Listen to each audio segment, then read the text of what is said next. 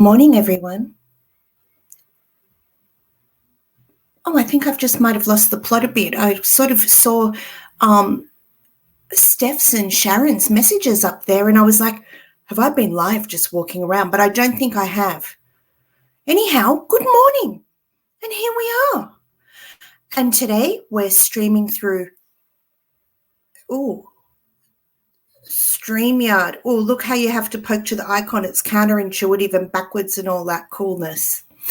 And welcome, everybody. And welcome to those who are tuning in a bit later when 10 o'clock on a Saturday morning doesn't suit you. Good morning, Vicky. And how are you all feeling ramping up towards the end of the year? It's funny, isn't it, how it just gallops away this time of the year, and there's many parts of it. Good morning, Fiona. Oh, I was gorgeous, Maggie. Thank you. It's just really interesting for myself, and I know that a lot of us do this, how we have to fulfill a lot of commitments that we've made throughout the year and wind them up at the same time as trying to have a break to allow yourself to sort of settle down and get some stamina ready for the next part of the, well, not for the next part of the year, the launch of the new year, and trying to work out a way to facilitate all of those great ideas that we've got. And some of might be great ideas for next year, incorporating a bit more of the therapeutic benefits that we get from pouring any type of fluid art in that regard. And so today, that's what I decided that we would talk about. I can't decide if I want my glasses on or off. They've not cleaned properly, so I've got the laser line effects, and it's kind of making it more blurry than without. Good morning. Good morning, Maggie. Madeline Sparkle, and good morning, Summer Rose. All right. So most of us are generally aware of the therapeutic benefits of art therapy, and some of them are about slowing down. Some of them are about de-stressing. And then there can be deliberate kinds of techniques we do to let go of certain aspects of ourselves or soften them. And it's very well known within trauma-related therapies or grief-related therapies that a person can get stuck in their story and not create any changes throughout the counselling process, because they're fundamentally repeating aspects of the story over and over again, and in some way strengthening the neural pathways that leads to the sad or uncomfortable or distressing or problematic or even psychotic feelings. That was me. I do get a bit psychotic. Seriously, I do. Yeah, so when talking therapy no longer is assisting with making a change, art therapy can be incredibly valuable because it allows us to access different parts of our brain, and it avoids us going back over the neural pathways that we've accidentally strengthened. And I hope that makes sense, because it is one of the premises of art therapy. And before, I just said, if you find talking therapy is not helping anymore, try art therapy. You, of course, don't have to go to talking therapy to start art therapy, and you don't need an art therapist to guide you through the way, as long as you've got a good idea of what you're doing. And that's sort of what I'm hoping to impart for you all next year, when I do just once a month an interactive art therapy session. When I say interactive, I think I mean I will record myself doing a process from beginning to end, and why these certain processes are effective and how you can apply them for yourself. I don't actually think I'll do them live. They're a little bit too personal. No, maybe not even too personal. I feel like I'm going to be able to share myself quite vulnerably and in a really authentic way, in order to help you all embrace these techniques for yourself and for your loved ones. What else about art therapy? Art therapy is becoming more and more renowned as a go-to therapy, where we stop a person, as I was saying before, talking about things over and over again and strengthening a story versus breaking it down and creating internal shifts. The therapeutic process of using materials, and not necessarily, well, definitely not at all focusing on the product or the outcome of the art, the value is in the process.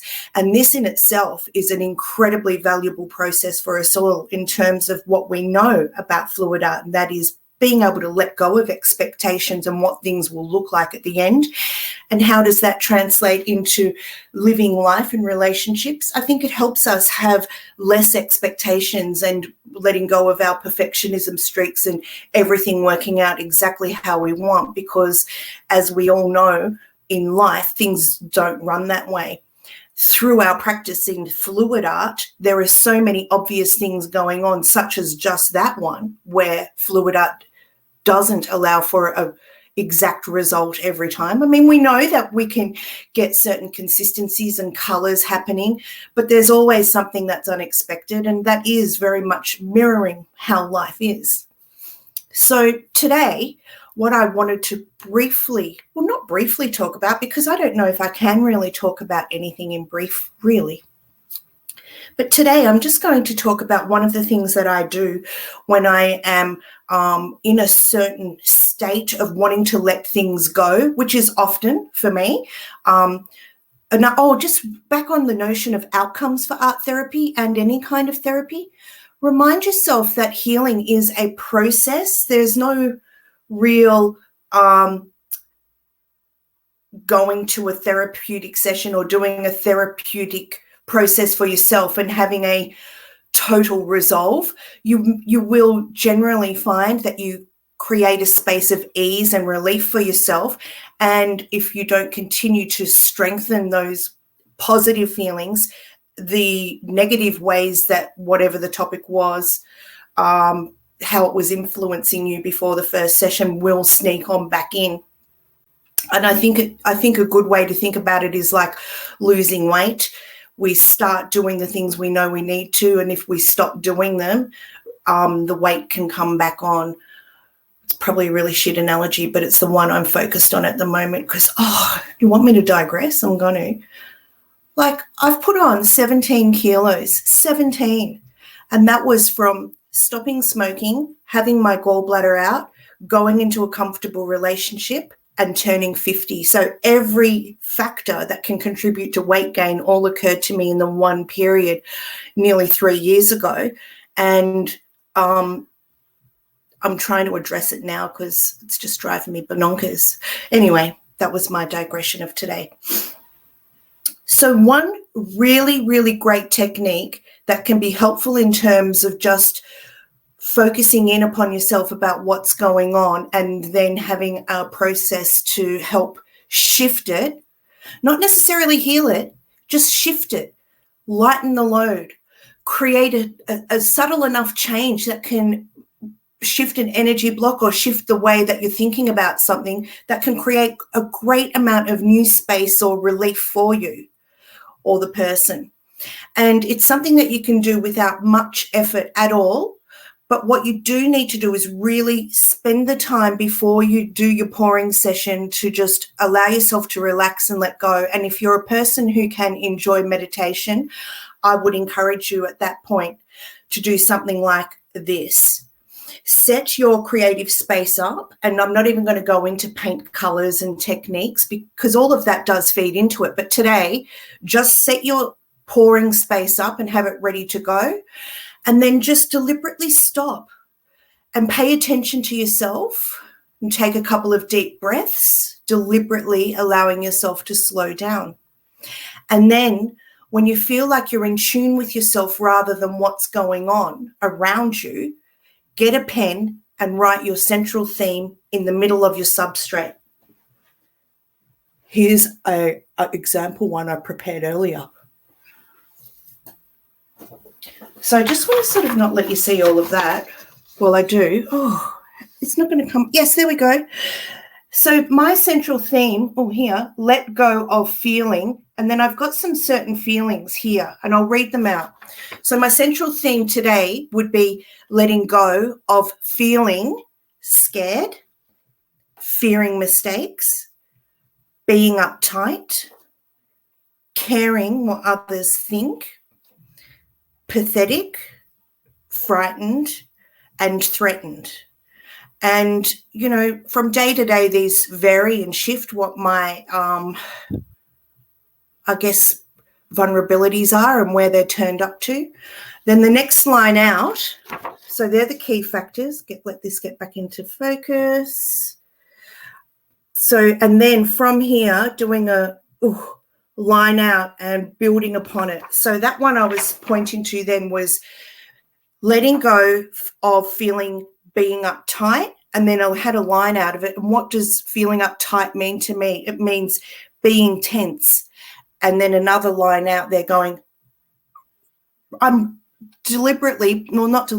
by accident bringing stress into my body, because when I'm uptight, I know I tighten my muscles as well as get prickly with my thinking. The next one says caring what other people think. And I've written there, people will think what they think no matter what you do. And it's actually not my business what other people think. So I'm doing a little bit of a remedy to that one. The next one was letting go of feeling pathetic. And here I've written, it's not true, it's a lie. Letting go of feeling frightened. I wrote, it's okay to be cautious. Scared. Turn this around. It's an old response. Like my fears or my feelings of being scared are no longer relevant in my current life. However, sometimes the feeling of scared sneaks on back in, and it doesn't belong here.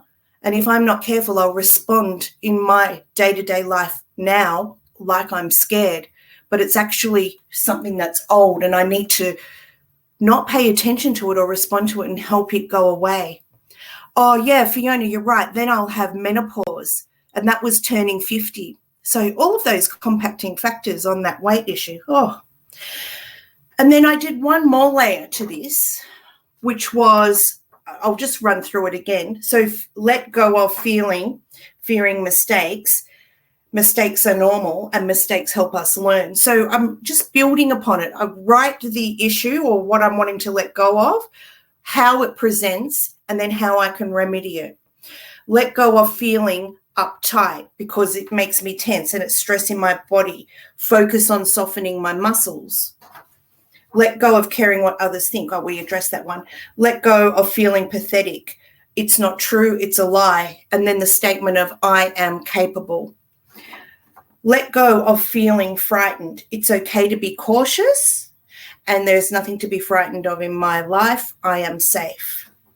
Let go of feeling threatened. I am safe. Fearing mistakes. Mistakes are normal. Mistakes help us learn. So you'll have this kind of setup on your, not piece of paper, but on your substrate that you're going to pour on. And then you'll put it down and you will read all of this and you will feel it. You deliberately allow yourself to feel it, because one of the things you can do is go through this process at an intellectual level and go, oh, I did that really well. But if you haven't allowed yourself to feel and monitor the shifts and changes, even just by seeing it and reading it back, you may miss some of the benefits of the shifts that will occur next. Then I want you to layer out your pouring colours and deliberately watch what you're doing as you pour and cover certain words, and pay attention to what's happening within your body. And then as your substrates becomes more and more covered and you start to tilt it, if that's what you want to do, or if you start to swipe it, see how you feel. Watch what happens when those words get covered, especially the ones that hold the dissonance, the feelings of anxieties or the negative feelings, and see if you can feel a change. And majority of you will feel a change. And then when you've got your final kind of pour there that you've fiddled around with and you've watched words be covered, just see what you can see in there from a perspective of a therapeutic manner, because you might see things that you don't normally see because you're focusing in upon yourself. Superb process. Thank you for sharing and being so open. Oh, Fiona, you're so very welcome. I actually feel like I'm fumbling in talking about it. It's a really interesting process for me to explain a therapeutic benefit without having a facial expression coming back to me, so that I know that what I have explained is coming across in a tangible way. So rather than trying to make myself get more and more overcomplicated, as we know I can do, how about I just pause on that? And if anyone wants to write a comment or a question in regards to that process, now is the time. And while you're having a think about what you might want to ask or to expand upon that little bit of learning, because it is a learning and it is a process, and you will find the benefits only through the doing of it. It's, how many times do we read things? I do this. One of my guiltiest things is I'll read how to flatten my stomach. And you know what? I don't go and do it. I don't go and action it. And so my stomach stays the same. And I have this terrible way of believing that the more information I have in my life, the better things will be for me. And I miss the point many a times about actioning the learning that I've got. And I reckon that many of us do this. We've got so much fabulous access to information and learning that we can actually spend more time gathering knowledge, gathering information, and not applying these learnings into action. I'm going to read what Vicky's written. It's a nice big one. Here we go. We see your helping heart, great advice, and your humour. Never underestimate the good impact you have on people. Your body is just a shell, not your definition. We appreciate your time and efforts. Oh, thanks, Vicky. Thanks. Well, just while we wind up on that, how ways that we can use the art form that we do on a daily basis into our pouring. How we can use art therapy more specifically in our pouring to help ourselves feel better. We're going to build upon that over next year. And so later on, I'll get back into the descriptions, which are down here, and take a moment to subscribe to the newsletter that I'm going to start as of 2020, which will let you know when the monthly art therapy session is going to be coming up. On the note of the newsletter, I've had some fabulous support and no questions or threat about it. I just want to let you know that my newsletter is not going to be, you know how a lot of people sign up to newsletters and we get spammed with, and now buy this and now buy that, and you can feel yourself being tuned, as in, that there's going to be, and get ready to buy this coming in the next 3 emails, because, for God's sake, we've been around with everyone. Everyone's using the same model of trying to sell their stuff, which I get it. You've got to sell. But I think it really has taken away from the people who really do like to communicate with their posse. That's you guys. By email, people don't want to sign up because they fear they're just going to end up getting an entourage of emails that cause you to have to buy or be in a position of buying. Know that I will not be doing that. My email is all about communication, all about support, all about finding a different way that I can regularly connect with everyone and support everyone up. Know that I feel very good having a purpose in life where I know that what I do is very helpful, and I know that not everyone is for everyone, but the people who connect with me connect really well, and I back to them connect really well back to you. Okay, so I think that might be it today. It was short and sweet. But if you get an opportunity over the next couple of days to try that actual deliberate pouring method where you, on your substrate, write this out, don't think it, don't pause there and think about those things, deliberately write them out and look at them on your canvas and take note of how that feels to have those words that are very vulnerable to you being reflected. Thanks, Sharon. Being reflected back to you. It's quite powerful in itself just to see them on a substrate. And then there's something more about when you pour over it and you know what your process was and how you were helping to rectify things within you. And know that these processes are best done over and over, like anything, like exercise. Self-improvement is a lifelong journey. And if you feel you don't need self-improvement, power to you. Pass your secret on. But the most people that I know have an area in their life that they would like to strengthen or resolve. We're in a kind of funny society, aren't we, where we've got so many great things and so many opposing things. I kind of think it's always been like that, but maybe it feels more intensified now because of technology and how much access to information we have, as I was saying earlier. And I guess our attention span's changed, and because things move so quickly, we're at a more heightened state of arousal, which can translate to anxiety if we're not careful. So I think it's also important for us to look at this heightened state of arousal and go, do I deliberately actually like living at this pace? And if I don't, how can I slow it down?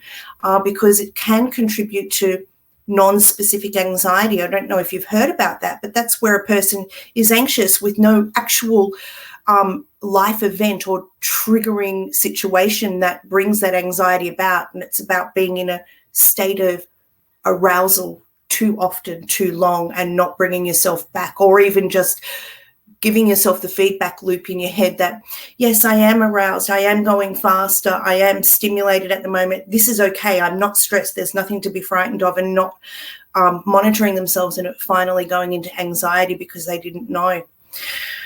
But yeah, that's it for today.